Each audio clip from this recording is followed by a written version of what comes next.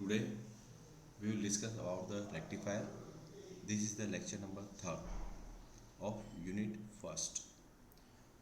हम आज रेक्टिफायर के बारे में बात करेंगे जो कि लेक्चर नंबर थर्ड है और यूनिट फर्स्ट का टॉपिक है. तो we can see in this diagram, this is the diagram of the regulated power supply. Okay, regulated power supply.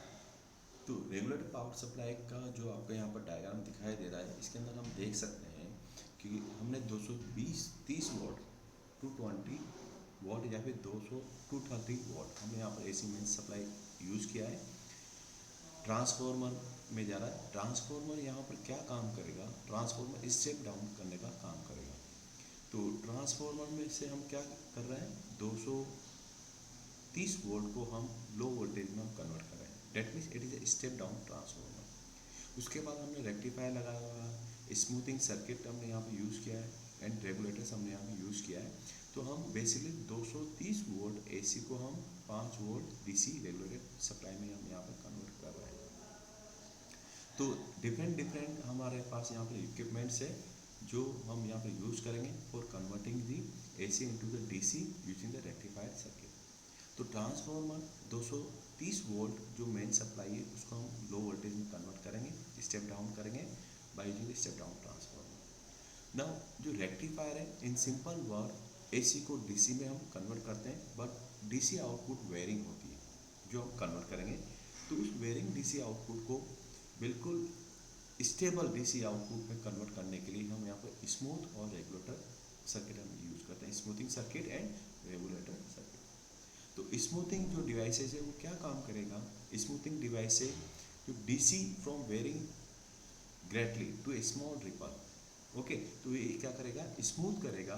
जो डीसी है जो काफ़ी ज़्यादा वेरी कर रहा है उसको आपका स्मॉल रिपल्स में ये कन्वर्ट करेगा, स्मूथिंग सर्किट. ओके, नाउ जो रेगुलेटर्स है, regulator will eliminate the ripples by setting the DC output to a fix voltage. जो रेगुलेटर्स है वो क्या काम करेगा? वो रिपल्स को कम करेगा, ओके, एलिमिनेट करेगा, ओके, जो डीसी आउटपुट को फिक्स वोल्टेज में सेट करके उसको रिपल्स को कम करेगा. Okay, now the block diagram of the regulated DC power supply consist of transformer, rectifier, filters, regulators and load also. Okay, an ideal regulated power supply is an electronic circuit designed to provide a predetermined DC voltage V0 which is independent of the load current and variation in the input voltage and temperature. If the output of a regulated circuit is an AC voltage, then it terms as a voltage stabilizer. तो यहाँ पर ध्यान देने की क्या बात है कि अगर output of the regulator circuit, जो रेगुलेटर सर्किट है उसका output is AC voltage, then it is terms as voltage stabiliser. अगर सर्किट का आउटपुट AC वोल्टेज है तो हम बोलते हैं कि ये वोल्टेज स्टेबलाइजर को work. Where as if the output is a DC voltage, okay, then it is term as voltage regulator. तो यहाँ पर दो टर्म्स हमने यहाँ पर यूज़ किया है. अगर if the output of A regulator circuit is AC voltage, then it is termed as voltage stabilizer. Whereas if the output is a DC voltage, then it terms as a voltage regulator. Okay. Now what is the rectifier? Now we can define the rectifier by using the simple definitions. What is the definition? Definition क्या है? Any electrical device which offers low resistance to the current in one direction but high resistance to the current in opposite direction is called rectifier. तो देखिए rectifier का हमने definition क्या दिया है यहाँ पर कि ऐसी डिवाइस, इलेक्ट्रिकल डिवाइस जो लो रेजिस्टेंस ऑफर करेगा करंट को एक डायरेक्शन में, ओके, और बट अपोजिट डायरेक्शन क्या करेगा? हाई रेजिस्टेंस ऑफर करेगा, प्रोवाइड करेगा इन अपोजिट डायरेक्शन. तो इस तरह के अगर डिवाइसेस हमारे पास है तो हम उसको रेक्टिफायर बोलते हैं. Okay, now such a device is capable of converting sinusoidal input waveform whose average value is 0 in unidirectional waveform with a non-zero average component. तो हम यहाँ पर क्या कर रहे हैं, जो क्या कर रहे हैं, साइनसॉइडल इनपुट वेवफॉर्म है उसकी जो एवरेज वैल्यू 0 है उसको हम यूनिडायरेक्शनल डायरेक्शन में हम कन्वर्ट कर रहे हैं वेवफॉर्म में, okay, unidirection waveform which is the DC with a non zero average component, जिसका एवरेज कंपोनेंट नॉन जीरो होगा, ओके। तो आप देख सकते हैं जो डीसी है उसका एवरेज कंपोनेंट नॉन जीरो होता है, okay. That means a rectifier is a device which convert the AC voltage to a pulsating DC voltage unidirectional. तो रेक्टिफायर को हम डिफाइन कर सकते हैं कि what is the rectifier here, rectifier is a device which convert AC voltage to a pulsating DC voltage which is the unit direction, okay. Now what is the characteristic of the rectifier, rectifier हमने अभी study किया, these are the definitions, okay, definition जो हमने यहाँ पे study किया। और again we say the rectifier which convert the AC voltage to a pulsating DC current here, that is the rectifier, okay। और they are the average DC current here and RMS current, हमें हमारा दो current होगी यहाँ पर, एक average value and RMS value of the current DC current, okay। now how can define the average of DC current here, the average current of a periodic function is defined as the area of one cycle for the curve divided by base। तो average current हम कैसे define कर सकते हैं कि कोई भी waveform है उसका हम एवरेज कर रहे हैं तो उसका पूरा एक कंप्लीट साइकिल से हमें उसको एक डिवाइड करना होगा, क्योंकि उसके एरिया को जो कंप्लीट साइकिल के लिए जितना एरिया है उसको हम डिवाइड करना होगा कि कितने टाइम पीरियड की वेवफॉर्म, ओके। वो डीसी करंट। द इफेक्टिव और आरएमएस करंट, द इफेक्टिव और RMS current squared of A periodic function of time is given by the area of one cycle of the curve which represents the square of the function divided by base। तो यहाँ पर हम देख सकते हैं कि VRMS is represented as square root of 1 by t integration 0 to t v square d omega t। तो ये एक फॉर्मूला है जिससे हम RMS वैल्यू डिटरमाइन कर सकते हैं वोल्टेज की या फिर किसी भी करंट की RMS वैल्यू हम यहाँ पर डिटरमाइन कर सकते हैं, okay। Now how we can define the peak factor, the peak factor is defined as peak value upon RMS value, okay। तो peak factor को हम define कर सकते हैं peak value upon RMS value of the voltage या फिर current। The form factor is defined as RMS value upon average value। तो these are the some factors or some formulas which will be used for analysis part of the waveform। जो आपका DC output आ रहा है, okay, जब हम AC supply कर दे रहे हैं यहाँ से, उसका जो DC आउटपुट आ रहा है उसके एनालिसिस हम यहाँ पर कर रहे हैं, उस एनालिसिस के लिए हमें यहाँ पर डिफरेंट फॉर्मूलाज की रिक्वायरमेंट होती है, ओके। तो यहाँ पर हम क्या कर रहे हैं, फॉर्मूलाज यूज कर रहे हैं। Now come to the ripple. तो ripple is defined as ratio of RMS value of AC component to the DC component in the output is known as ripple. तो रिपल हम क्या डिफाइन कर सकते हैं, it is defined as the ratio of RMS value of AC component to the DC component in the output is known as ripple factor।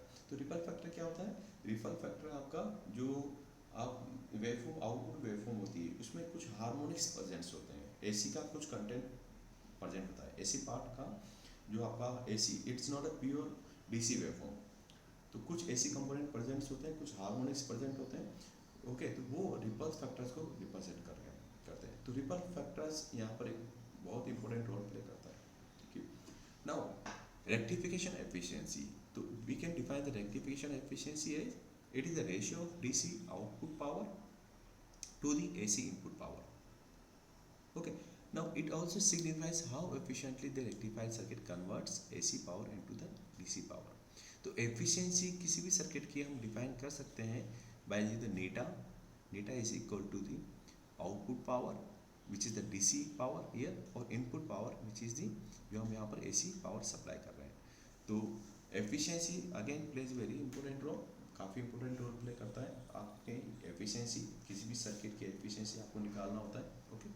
Now likewise peak inverse voltage, तो how can we define the peak inverse voltage, peak inverse voltage हम यहाँ पर define कर सकते हैं, it is defined as the maximum reverse voltage that a diode can withstand without destroying the junction। इसका मतलब ये हुआ कि जब हम डायोड को रिवर्स बायस सर्किट में हम कनेक्ट करते हैं, ओके, तो उस वाले केस के अंदर ये डायोड मैक्सिमम कितनी वोल्टेज को हैंडल कर सकता है, ओके, बिना जंक्शन को डिस्ट्रॉय किए। ओके, जो पीएन जंक्शन होता है वो डिस्ट्रॉय नहीं होना चाहिए। तो मैक्सिमम कितनी वोल्टेज को ये रिवर्स बायस में सहन कर सकता है, उसको हम बोलते हैं peak inverse voltage. Okay, peak inverse voltage. Now transformer utilisation factor. The transformer utilisation factor is defined as the DC power to be delivered to the load in a rectified circuit decides the rating of the transformer used in the circuit. Okay, so the utilization factor is defined as PDC upon PAC rating. तो ये आपका basically define करेगा कि किस rating का transformer है okay हमें लेना है जो आपका एफिशिएंटली आपके रेक्टिफायर सर्किट को पावर डिलीवर कर सके। Okay, now regulation the volt variation of the DC output voltage as a function of the DC load current is called as a regulation. हम इसको डिफाइन करते हैं by using formula percentage regulation में voltage at no load minus voltage at full load upon voltage at full load. Okay, ना ideally the power ideal जो power supply होती है उसके लिए रेगुलेशन जो परसेंटेज है वो जीरो हम यहाँ पर ट्रीट कर लेते हैं। Okay, now classification of the rectifier. Now based on the connection of the diode we can, for figure orientation we can classify the rectifier as half wave rectifier, full wave rectifier and bridge rectifier. तो diode class rectifiers को हम तीन तरह से define कर रहे हैं, एक half wave rectifier, full wave rectifier, bridge rectifier. तो first we will study here the half wave rectifier. Okay, तो in the half wave rectifier हम यहाँ पर देख सकते हैं सर्किट के अंदर एक इनपुट सप्लाई है वी आई, एक ट्रांसफॉर्मर लगा हुआ है, एक डायोड लगा हुआ है यहाँ पर, दिस एक डायोड है यहाँ पर, लोड रेजिस्टेंस है, this the transformer are there और इनपुट सप्लाई यहाँ पर। ओके, तो this circuit will convert AC voltage into pulsating voltage using only one half cycle of the applied voltage, only one half cycle of the applied voltage. One half cycle क्यों बोल रहे हैं, क्योंकि यहाँ से जो भी आप वोल्टेज अप्लाई करेंगे वो डायोड के थ्रू हाफ साइकिल को ही ये क्या करेगा एज ए आउटपुट में यहाँ पर प्रोड्यूस करेगा वन हाफ साइकिल को, बाकी दूसरे हाफ साइकिल को due to the reverse bias ये इसको ब्लॉक कर देगा। Okay, now output we note is the pulsating here, pulsating output है। Now the AC voltage is applied to the rectifier circuit using the step down transformer. हम यहाँ पर step down transformer use कर रहे हैं rectifying circuit के input के लिए। ओके, पीएन जंक्शन डायोड हम यहाँ यूज करते हैं। The source of AC voltage all connected in series, the AC voltage is applied to the rectifier circuit using the step down transformer. Now जो output हम input यहाँ पर apply कर रहे हैं, यहाँ पर हमने इनपुट दिया, the input waveform Vm is the maximum value of the input minus Vm is the minimum value of the input here, waveform की मैक्सिमम मिनिमम वैल्यू है, this is sinusoidal waveform 0 pi 2 पाई।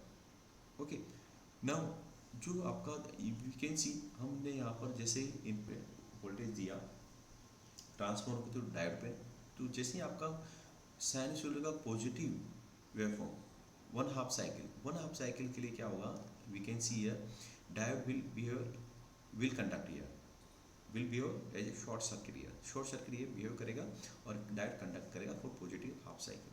तो यहाँ पर कुछ voltage appear होगा विच is the pulsating voltage V not. For negative half cycle यहाँ पर negative आएगा डायोड के इस टर्मिनल पे, यहाँ पर नेगेटिव, तो ये डायोड आपका रिवर्स बायस केस में चला जाएगा नेगेटिव हाफ साइकिल के लिए। तो पॉजिटिव हाफ साइकिल के लिए डायोड कंडक्ट करेगा और एज ए स्विच वर्क करेगा, ओके, शॉर्ट सर्किट स्विच। और नेगेटिव हाफ साइकिल के लिए diode as a open circuit work करेगा यहाँ पर, ओके, ओपन सर्किट, तो no voltage will appear here. तो for positive half cycle we can see here, यहाँ पर आप देख सकते हैं, यहाँ पर आपने देखा एक वेवफॉर्म अपीयर हो रहा है। ओके, ये फॉर पॉजिटिव हाफ साइकिल क्योंकि यहाँ पर डायोड कंडक्ट कर रहा है, और जैसे नेगेटिव हाफ साइकिल आता है तो यहाँ पर डायोड कंडक्ट नहीं करेगा। तो यहाँ से यहाँ तक इस वाले स्पान में पाई से 2 पाई क्या होगा, करंट यहाँ पे वोल्टेज 0 रहेगा। तो this is the half cycle year, एक हाफ को तो इसने क्या किया, रेक्टिफाई किया, और एक हाफ में जो आउटपुट आ रहा है 0 आ रहा है। Okay, now V is equal to Vm sin omega t. We are applying here the sin voltage, sinusoidal waveform voltage here. Vm is the peak value of the secondary current. Okay, now here half wave rectifier के disadvantage क्या है कि ripple factor is high, ripple factor high होता है, efficiency लो होगी, and transformer utilisation factor भी इसका काफ़ी कम होता है। तो यहाँ पर आप देख सकते हैं कि दी हाई जो आपका रेक्टिफायर से ये रेक्टिफायर हाफ वेव को ही रेक्टिफाई कर रहा है, फुल वेव को रेक्टिफाई नहीं कर रहा है, डेट्स वाई हम इसको हाफ वेव रेक्टिफायर बोलते हैं। ओके, तो हमने आज स्टडी किया कि how we use rectifier circuit को आप कैसे यूज़ करते हैं for converting AC voltage to DC voltage. Okay, AC voltage को डीसी वोल्टेज में कैसे हम कन्वर्ट करते हैं। तो this is the lecture number 3rd। Okay, thank you very much.